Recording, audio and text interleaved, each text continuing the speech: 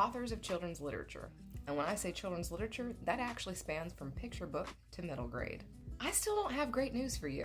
I subscribe to Publishers Weekly emails, and you can subscribe to those for free. And they give updates on the current market. As you can see by this graph, we're not doing so great.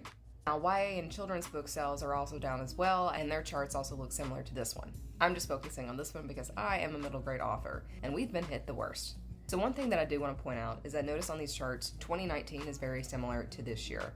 There was a huge spike in reading during the pandemic, and so if we actually look at the pre-pandemic numbers, we're about the same.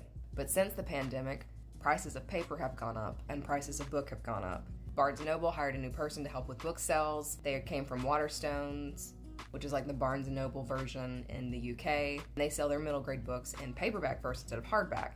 And so to help on prices, they were like, let's sell less middle grade hardback, which means all the new releases in middle grade that have been coming out in the last couple years, they haven't been appearing in bookstores like they would have in years past. Also in the article, it asked the question, why are sales down so much? Screen time. We are fighting screen time. A good majority of children are not reading for leisure anymore. They're basically reading if it's a school requirement. Some of the popular genres that they mentioned that kids still like to read were dragons and adventure.